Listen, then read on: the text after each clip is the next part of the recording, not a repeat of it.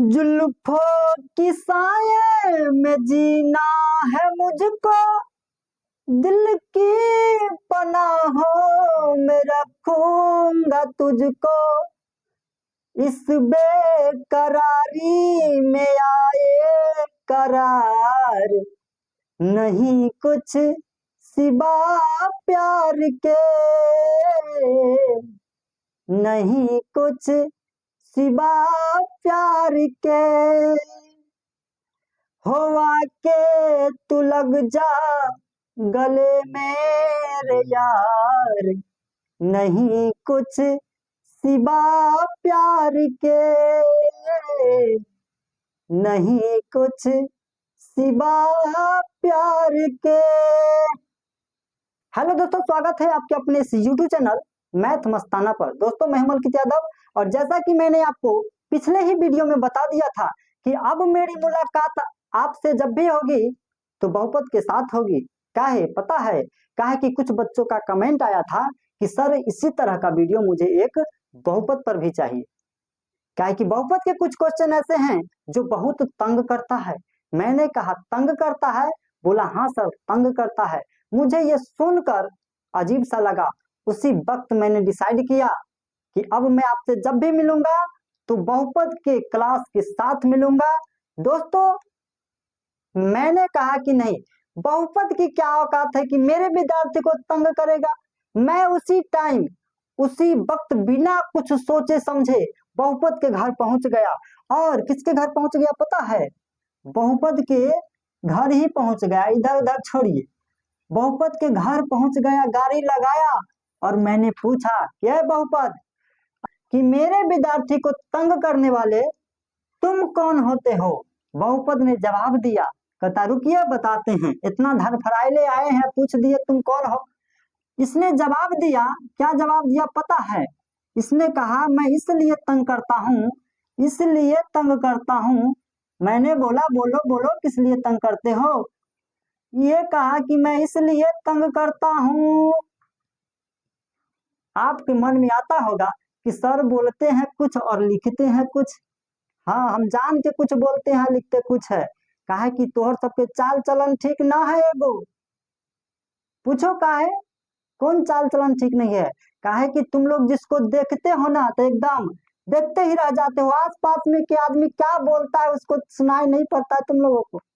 बस नजर टिकाए रहते हो एक ही चीज पर। और कभी कुछ गाना उना सुनते हो तो सिर्फ सुनाइए पर ध्यान, आगे से कोई गुजर जाता है पता नहीं चलता कि कौन गया कौन आया। इसलिए हम बोलते हैं कुछ और लिखते हैं कुछ, कि जो मैं बोलूं वो तुम्हारे कान को सुनाई भी दे और जो मैं लिखूं वो तुम्हारी आंख को दिखाई भी दे। क्योंकि मेरे दोस्त, पढ़ाई करने वक्त जब आप पढ़ाई कर रहे होते हैं ना, उस वक्त आंख और कान दोनों को एक्टिव होना जरूरी होता है। इसलिए मैं कुछ ही लाइन लिखा हूं, जो बोला हूं कुछ और लिखा हूं कुछ। आइए समझते हैं। ये बहुपद कहता है कि मैं इसलिए तंग करता हूं क्योंकि मेरे पदों की संख्या, मेरे पदों की संख्या जो है ना, मेरे पदों की संख्या बहुत है। मैंने कहा बहुत है इसलिए तंग करते हो? इसने कहा हाँ, मेरे पदों की जो संख्या है ना, ये जो पदों की संख्या है यह बहुत है, इसलिए मैं तंग करता हूं। इसने जवाब दिया। दोस्तों, इसका मतलब ये है कि अगर आपसे कोई पूछे बहुपद क्या है तो ऐसा बीजिए व्यंजक जिसके पदों की संख्या बहुत है, बहुपद कहलाता है। बात खत्म। बहुपद क्या है? जिसके पदों की संख्या बहुत है, बहुपद कहलाता है। इतना समझ लीजिए, बात खत्म। इसलिए तंग करता है ना। अब बात आती है, और ये लक्षण, तंग करने वाला लक्षण सिर्फ बहुपद का नहीं है। तुम अपना गांव में भी देखना, जिसके लाठी बहुपते रहता है वो बहुत लोगों को तंग करता है। ये बहुपद क्या चीज है? आ जाइए। तो दोस्तों, इस बहुपद में ना चर भी होता है। क्या होता है? एक होता है चर और एक होता है अचर ना। सर मैंने आज तक सिर्फ पढ़ते आया कि एक चर होता है और एक अचर होता है, लेकिन चर किसको कहते हैं, अचर किसको कहते हैं, आज तक मुझे समझ नहीं आया। मैंने कहा आज बिना समझाए आपको जाने नहीं देंगे, बस वीडियो को लास्ट तक बने रहे। आज मैं आपको समझा कर ही भेजूंगा कि चर क्या है और अचर क्या है।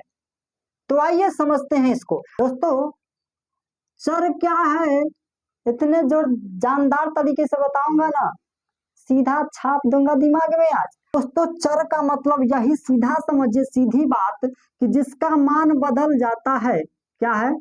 जिस राशि का मान बदल जाता है, क्या है? बदल जाता है, बदल जाता है, वो चर है। चर मतलब कहीं के तो साथ चल दिया, चल भाई चल, उस आदमी बदल जाता है, कोनो ठेकान नहीं रहता है कि कब कहाँ जाएगा ना जाएगा। आज उसके ग्रुप में, कल उसके ग्रुप में, कल ओकरे हिया, परसों ओकरे हिया, सीधा चर भाई चर। चर मतलब चल, वो बदलते रहता है। नहीं अच्छा सर, अब मैं तो समझ गया कि जिसका मान बदल जाता है वो चर है, लेकिन जैसे में तो कुछ एग्जांपल दीजिए। जैसे क्या? जैसे मैंने कहा एक्स हो गया, वाई हो गया, जेड हो गया। नहीं दोस्तों, एक्स का मान सवाल बनाते समय कोनो सवाल में एक्स का मान 10 आ जाता है, कोनो सवाल में एक्स का मान 15, कोनो में 20, ये बदलते रहता है। और इतना ही नहीं, अरे इसमें बदलने की क्वालिटी होती है भाई। जो बदल जाता है ना, वही को चर कहते हैं, और चर एक्स है। इसलिए ना, जो बदल जाता है उसको एक्स कहते हैं। नहीं कि वो मेरा एक्स था, वो मेरा एक्स थी। क्यों? क्योंकि वो अब पहले जैसा नहीं रही, वो बदल गया, वो बदल गई, इसलिए एक्स है। और जो एक्स है वो चर है, बात खत्म। अरे इससे नहीं समझ में आएगा तो अब कैसे आएगा जी? है जो बदल जाता है उसको एक्स कहते हो कि नहीं कहते? तुम बताओ मुझे, तुम्हारा कोई एक्स है कि नहीं? कहते हो ना? तो जिसका एक्स है मतलब वो बदल चुका है, और जो बदल जाता है ना उसी को चर कहते हैं। बोलो कोई कंफ्यूज, कोई दिक्कत, कोई समस्या, कोई परेशानी इसको समझने में? नहीं ना? अब आ जाइए, अब आते हैं अचर पर। अब आते हैं अचर पर। अचर का मतलब होता है जिसका मान नहीं बदलता है। क्या आता है? जिसका मान नहीं बदलता है।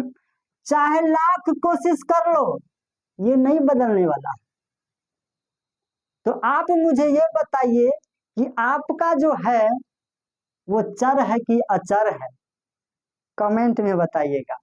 हाँ, जो जिसका मान नहीं बदले वो अचर है। जैसे जैसे 5, 10, 8, 7, 5, 53, 52, जो आप कहिए।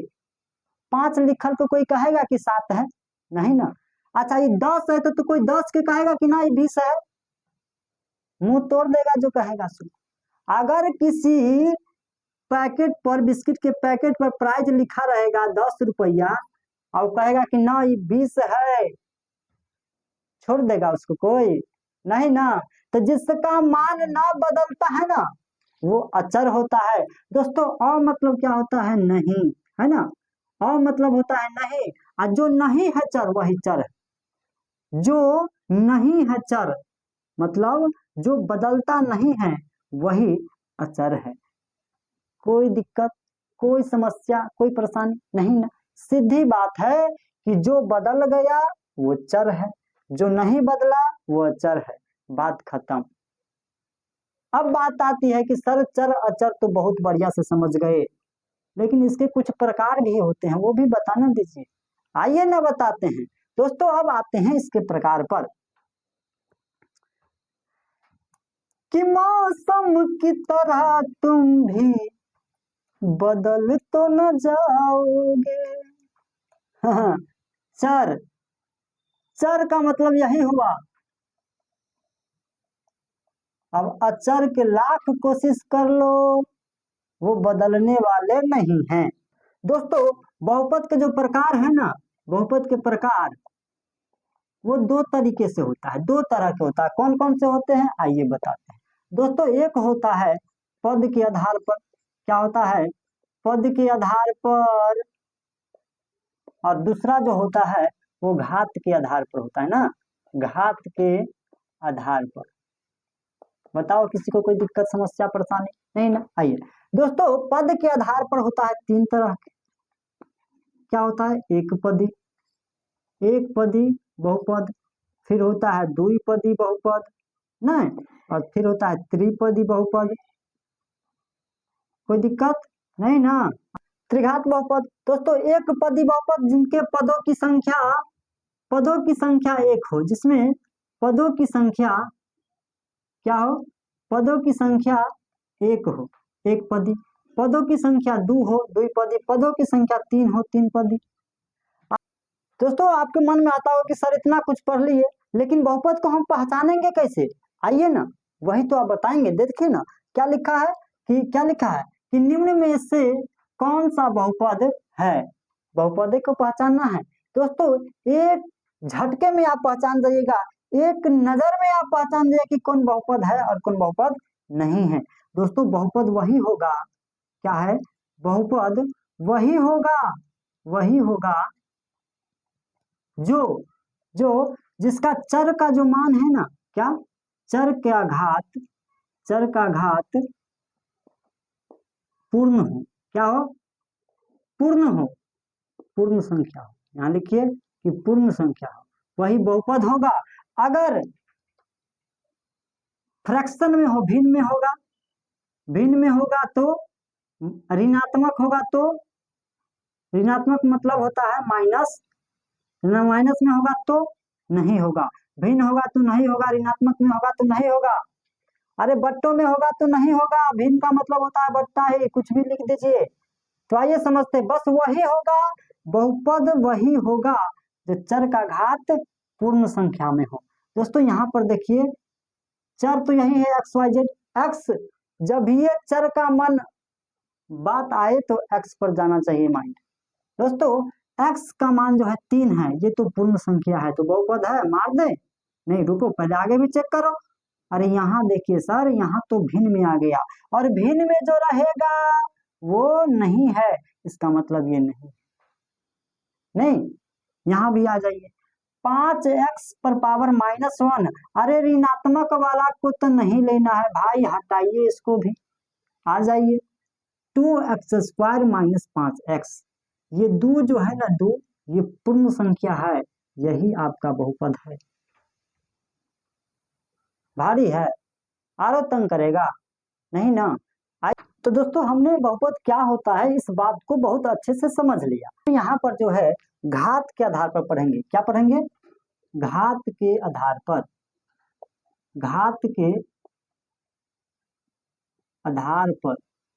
पद के आधार पर सीधे सीधे बता देते हैं कि पद के आधार पर जैसे एक पदी, द्विपदी, तीन पदी ये होता है, और घात के आधार पर जो बात करेंगे हम, वो होता है, एक तो होता है रैखिक बहुपद, क्या होता है, बोलिए मेरे साथ, रैखिक बहुपद ना, रैखिक बहुपद।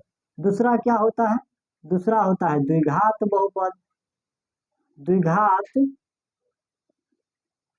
बहुपद, एंड तीसरा क्या होता है, तीसरा होता है त्रिघात बहुपद, हाँ। अब हम बात करेंगे कि सर ये घात के आधार पर 3 प्रकार का हमने देखा, लेकिन रैखिक बहुपद हम कहेंगे किसको, इसकी पहचान क्या है। आइए, रैखिक बहुपद जो होता है दोस्त, वो होता है ऐसा बहुपद, क्या होता है, ऐसा बहुपद जिसका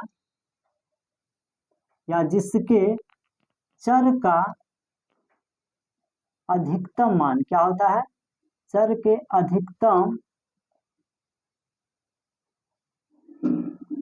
घात 1 हो, कितना हो, 1 हो, वही हमारा क्या होगा, रैखिक बहुपद होगा। नहीं समझे सर, क्या कहे, सर ऐसा बहुपद जिसके चर का घात अधिकतम घात 1 हो। अब यहाँ पर आई बात चर का, और चर हम इसलिए पहले ही बता दिए हैं, जिसका मान बदल जाए वही चर है, यानी कि यहाँ पर बात आ जाएगी जिसका अधिकतम घात 1 है, और इसका व्यापक रूप क्या होता है पता है, रैखिक बहुपद का व्यापक रूप होता है, व्यापक रूप ax + b, ax + b, इसमें चर कौन होगा? चर है इसमें क्या? ए एक्स प्लस बी, जहां यहां भी देखिए, जहां ए और बी जो है, ए बी वास्तविक संख्या है, हाँ वास्तविक संख्या हो। और ये भी बात याद रखना कि ए बराबर नहीं है जीरो, ए के जगह पर जीरो नहीं होना चाहिए, और ए और बी इसके जगह पर वास्तविक संख्या होगा। जैसे 4x+5, 3x+2, ये ए बी नहीं रहेगा। अगर ए भी रहेगा तो आप कहोगे कि ये भी चर्रे है, ये भी चर्रे है, दोनों चर ही हो गया। नहीं दोस्त, यहाँ पर आपको ऐसे दे सकता है, यानी कि 3x+5। अब देखिए यहाँ पर ये तो चर हो गया और ये अचर है, नहीं ए और बी वास्तविक संख्या हो, ये बहुपद है, यानी कि ये वास्तविक संख्या हो गया ए के जगह पर, और बी के जगह पर हो गया 5, वास्तविक संख्या नहीं।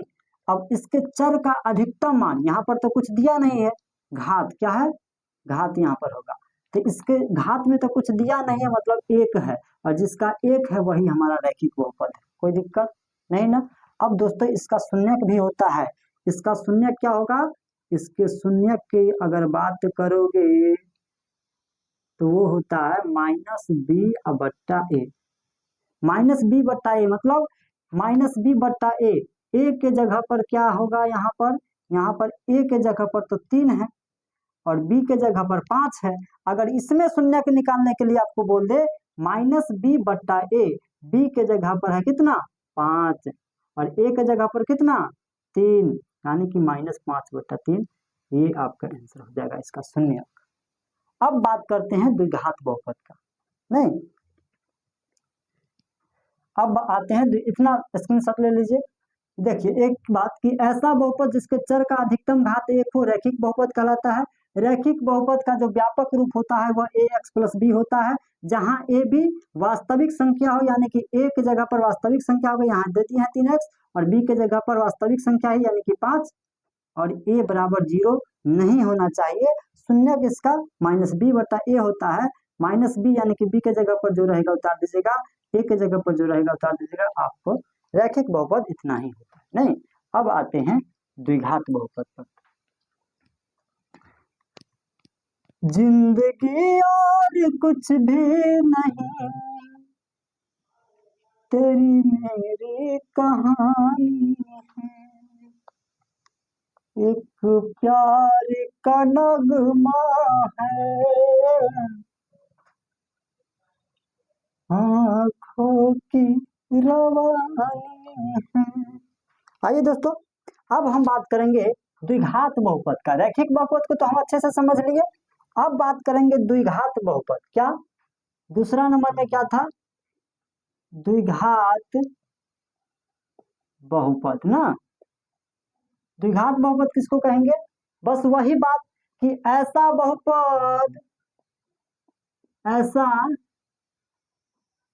बहुपद जिसके चर का अधिकतम मान क्या होगा? चर का अधिकतम मान कितना हो? 2 हो। मान यहाँ पर नहीं बल्कि अधिकतम घात होगा, इसका अधिकतम घात 2 हो, वही हमारा द्विघात बहुपद होगा। और दोस्तों इसके व्यापक रूप का अगर बात करेंगे, द्विघात बहुपद का व्यापक रूप क्या होता है? तो इसका व्यापक रूप होता है ax² प्लस bx,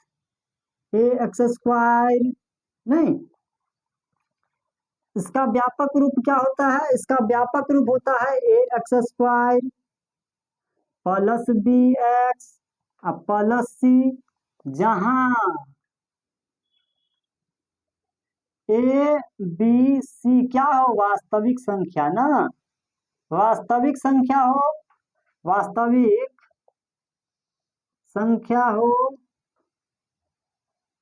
अब देखिए बात, जैसे मैं आपको दे देगा 3x² प्लस 5x प्लस क्या दे देगा? 3x² प्लस 5x प्लस 12, ठीक है, ऐसे में दे देगा आपको तो यहाँ पर देखिए तो ये कौन सा बहुपद है?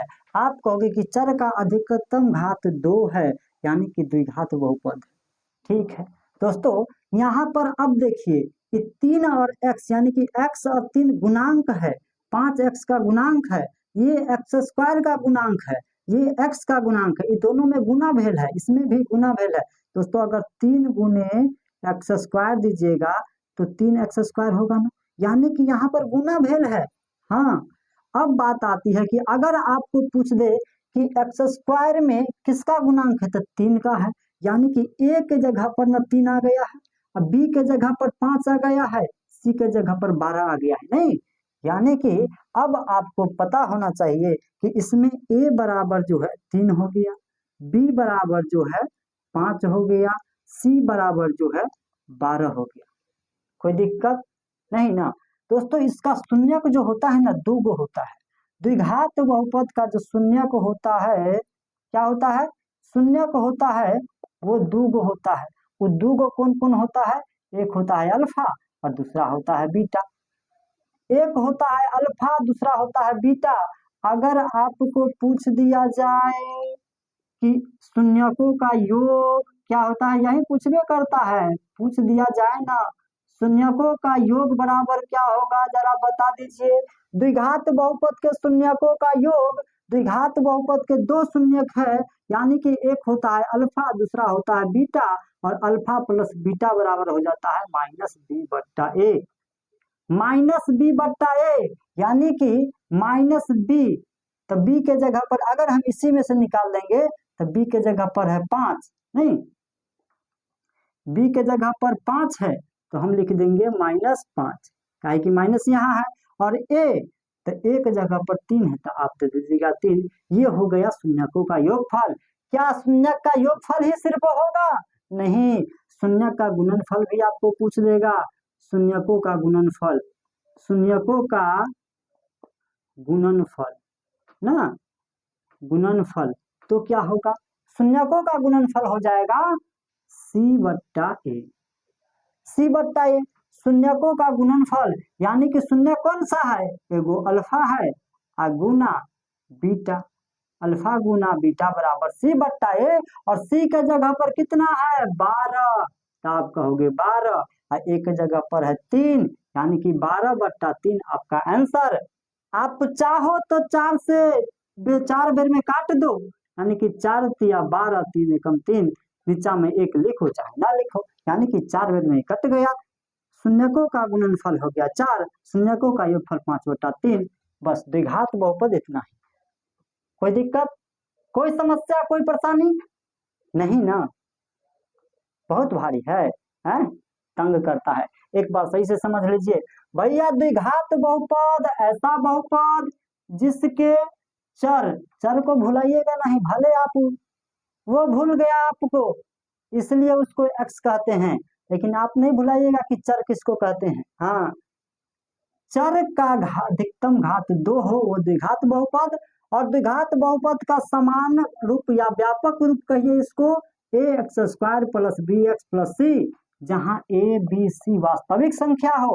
a के जगह पर ये नहीं रहेगा, यहाँ पर कोई वास्तविक संख्या होगा, जैसे हम यहाँ पर दे दिए हैं 3, 3 एक वास्तविक संख्या है ना, b भी वास्तविक संख्या होगा, c भी वास्तविक संख्या होगा, ध्यान रखिएगा। और a बराबर 0 कभी नहीं होगा, यहाँ पर ये भी लिख दीजिए कि a बराबर नहीं है 0। क्लियर?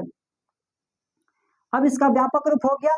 अब a का मान 3, b का मान ये, c का मान ये, यानी कि आप शून्य किसके, द्विघात का 2 शून्य कौन कौन थे? एक अल्फा और दूसरा बीटा, और अल्फा बीटा जब है तो शून्यकों का योगफल, यानी कि अल्फा प्लस बीटा बराबर -b/a, और -b/a का मतलब b का मान जो है 100 बैठा दीजिए, a का मान जो है 100 बैठा दीजिए। दूसरा है शून्यकों का गुणनफल, यानी कि अल्फा गुने बीटा बराबर c/a, और c के जगह पर 12, a के जगह पर 3 था, 4 से रगड़ दिए, 4 बेर में कट गया। ये है द्विघात बहुपद। अब बात आती है त्रिघात बहुपद का, तो आइए तुरंत देख लेते हैं उसको भी। जमाने में देखे हैं लोग हजार, नहीं कुछ सिवा प्यार के, नहीं कुछ सिवा प्यार के,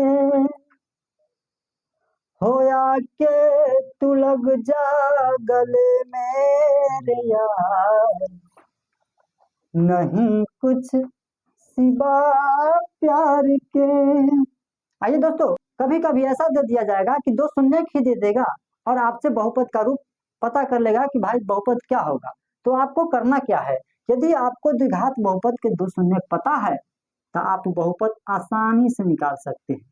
बहुपद आप आसानी से बता सकते हैं कि वो बहुपद क्या है। आपको करना क्या है, x square minus alpha plus beta into x अब प्लस अल्फा इंटू बीटा, बस इतना ही करना है और आपको कुछ नहीं करना है। अगर आपको दे दिया जाएगा कि द्विघात बहुपद का दो शून्य का अल्फा बीटा दिया गया है तो बहुपद क्या होगा, आपको इस फॉर्मूला पर सेट कर देना है, आपका बहुपद निकल के आ जाएगा। कोई दिक्कत नहीं ना, अब आ जाएगी। अब बात करते हैं कि शून्यक दिया रहेगा तो बहुपद निकाल लेंगे, लेकिन अगर हमको बहुपद दे दिया जाएगा और शून्यक निकालने के लिए कहेगा तब वो बताएंगे, भागिएगा नहीं। देखते हैं त्रिघात बहुपद अब क्या होता है। दोस्तों हमने क्या क्या देखा बताइए। मैंने देखा बहुपद क्या होता है, बहुपद के प्रकार कौन कौन से हैं, उसमें भी रैखिक बहुपद पढ़ा। रैखिक बहुपद के बाद हमने द्विघात बहुपद भी पढ़ा। द्विघात बहुपद कैसे निकालेंगे अगर शून्यक दिया रहेगा तो। अब बात करते हैं हम त्रिघात बहुपद का ना, क्या बात करेंगे, तीसरा नंबर होगा हमारा त्रिघात बहुपद। त्रिघात बहुपद दोस्तों, त्रिघात बहुपद क्या होगा, फिर से वही बात कि ऐसा बहुपद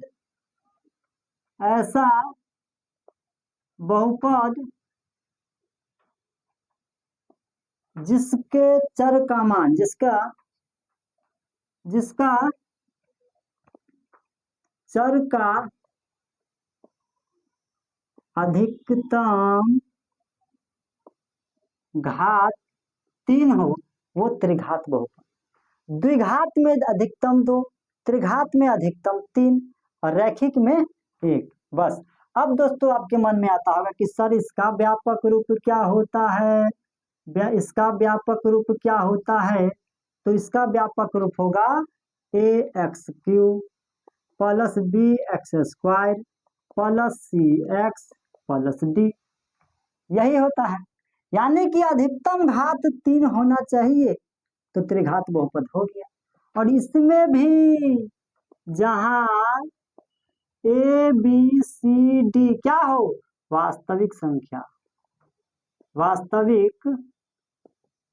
सब में वही नंगरेले जा रहा है।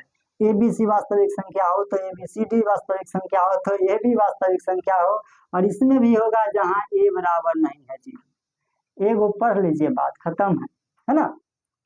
तो व्यापक रूप ये हो गया, यहाँ भी ए बी सी डी के जगह पर क्या होना चाहिए, वास्तविक संख्या।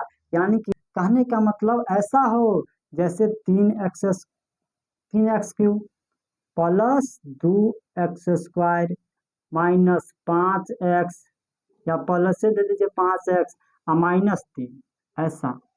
अब देखिए ए के जगह पर 3 हो गया जो कि वास्तविक संख्या है, बी के जगह पर 2 हो गया जो कि वास्तविक संख्या है, सी के जगह पर भी 5 हो गया, डी के जगह पर 3। अगर इसमें आपसे पूछ दे कि चर कौन है तो एक्स है, और चर कौन है तो 3 5 2 5 3 नहीं। अब मान के चलिए यहाँ ए बराबर क्या हो गया, आप कहोगे ए के जगह पर 3 हो गया, बी के जगह पर 2 हो गया, सी के जगह पर 5 हो गया एंड डी के जगह पर -3 हो गया, कोई दिक्कत नहीं। अब बात आती है कि इसके शून्य क्या होगा, कितना होगा। तो शून्यक जो है भाई त्रिघात बहुपद का शून्यक 3 होगा। त्रिघात बहुपद के शून्य कितना होगा तो आप कहोगे 3 होगा। कौन कौन होगा तो एक होगा अल्फा एक होगा बीटा, तीसरा होगा गामा। नहीं, एक अल्फा, बीटा, गामा। अब इसमें भी बात आती है कि शून्यकों का योगफल क्या होगा। शून्यकों का योगफल ना, योगफल क्या होगा? तो आप कहोगे सर माइनस बी बट्टा ए होता है, माइनस बी बट्टा ए होता है, तो माइनस बी के जगह पर क्या आ जाएगा? बी का मान 2 है, यानी कि बी का मान 2, और माइनस लगा है तो माइनस लगा दीजिए। और ए का मान ए बराबर 3, यानी कि माइनस 2 बट्टा 3। आपका आंसर हो गया शून्यकों का योग। और सुनिए सुनिए, और होगा, ये इतना ही नहीं होगा जी। अब आता है कि शून्यकों के गुणनफल का योग। ऐसे दे देगा, दो शून्यकों का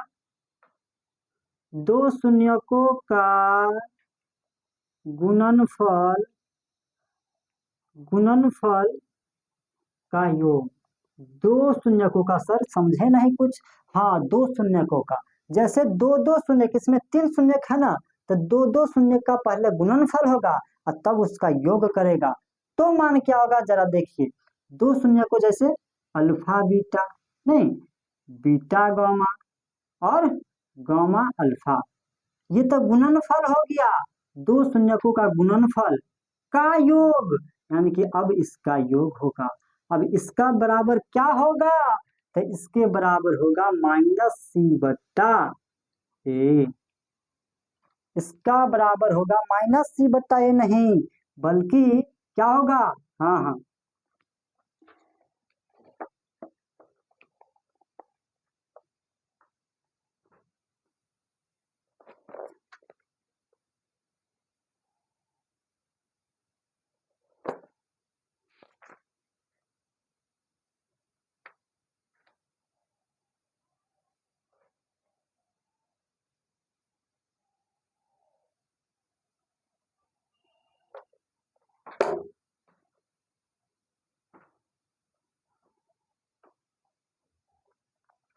हाँ, तो इसके बराबर क्या होगा? ये तो गुना हुआ, ये भी गुना, तो प्लस, तो इसके बराबर क्या होगा? इसका बराबर होगा सी बट्टा ए। और सी बट्टा ए, यानी कि सी के जगह पर सी का मान है 5, तो आप लिख दीजिएगा 5। ए, तो ए के जगह पर है 3, तो आप लिख दीजिएगा 3। ये आपका हो गया दो शून्यकों का गुणनफल का योग 5/3। अब आएगा सीधा शून्यकों का गुणनफल क्या होगा। लास्ट यही है कि शून्यकों का गुणनफल, शून्यकों का गुणनफल होगा माइनस डी बट्टा ए, माइनस डी बट्टा ए। अब देखिए दोस्तों, माइनस डी बट्टा ए, यानी कि डी के जगह पर है -3, तो माइनस और -3, ये तो फॉर्मूला वाला है और ये यहाँ मान है। अब बट्टा में ए के जगह पर है 3, आप भी दे दीजिएगा 3, यानी कि माइनस माइनस हो जाएगा +3, और फिर बट्टा 3 है, रगड़ दीजिए, आपका आंसर 1 तैयार है। कोई दिक्कत, कोई समस्या, कोई परेशानी नहीं ना? आ जाइए, एक बार हम फिर से सबको देख लेते हैं। दोस्तों यहाँ दिया गया है बहुपद के प्रकार, जो कि 3 प्रकार के था। हमने क्या पढ़ा? रैखिक बहुपद, द्विघात बहुपद, त्रिघात बहुपद, तीनों बहुपद पढ़ा। उसके बाद रैखिक बहुपद क्या होता है वो पढ़ा, उसके व्यापक रूप द्विघात बहुपद का भी। ये है त्रिघात बहुपद। त्रिघात बहुपद ऐसा बहुपद जिसके चर का मान, चर हमने क्या बताया था, जो मौसम की तरह बदल जाता है, नहीं, जिसका मान बदल जाए वो चर है, जो नहीं बदले वो अचर है। ठीक है, जिसका अधिकतम घात 3 है। देखिए दोस्तों, जैसे में यहाँ पर आपको हम दिए हैं, इसमें अधिकतम घात क्या है? आपको भी ये 2 है, कम है, ये वर्गा 3 है, इसलिए त्रिघात बहुपद है। इसमें भी ए बी सी डी जो है वास्तविक संख्या होना चाहिए, जैसे हम यहाँ पर आपको करके दिखाए हैं कि 2 3 हो गया, 2 हो गया, 5 हो गया, ए के जगह पर, बी के जगह पर, सी के जगह पर, डी के जगह पर, ये वास्तविक संख्या है। और इसके 3 शून्यक होता है, एक अल्फा, बीटा, गामा, जो आपको हम यहाँ दिए हैं। देखिए, एक है अल्फा, दूसरा है बीटा, तीसरा है गामा, है ना। और इस शून्यकों का योग माइनस बी बट्टा ए, बी के जगह पर जो है दे दीजिए, ए के जगह पर जो दे दीजिए। अब दूसरा बात इसमें पूछ देगा आपको शून्यकों के गुणनफल का योग, दो शून्यकों का गुणनफल का योग, तो दो दो शून्य का गुणनफल योग सी बट्टा ए, फिर शून्यकों का गुणनफल डी बट्टा ए। दोस्तों मुझे पूरा उम्मीद है कि ये वीडियो आपको बहुत अच्छा से समझ में आया होगा। ये बेसिक बातें थी दोस्तों। अगले वीडियो में हम आपसे मिलेंगे क्वेश्चन को लेकर, एकदम प्रीवियस ईयर क्वेश्चन लाकर दिखाएंगे कि जितना हम बताए हैं इतना ही से एक एक सवाल को आप गर्दा उड़ाइएगा, आप खुद गर्दा उड़ाइएगा, आपको हम दिखाएंगे कब, अगली वीडियो में। दोस्तों अगर ये वीडियो आपको अच्छा लगा हो, अगर लगता है कि ये वीडियो आपको काम का है, तो लाइक जरूर कीजिएगा, सब्सक्राइब कीजिएगा चैनल को, और मिलते हैं नेक्स्ट वीडियो में। मस्त रहिए, व्यस्त रहिए, स्वस्थ रहिए, और जैसे भी रहिए अपनी जिंदगी में जबरदस्त रहिए। मिलते हैं नेक्स्ट वीडियो में। जय हिंद, जय भारत।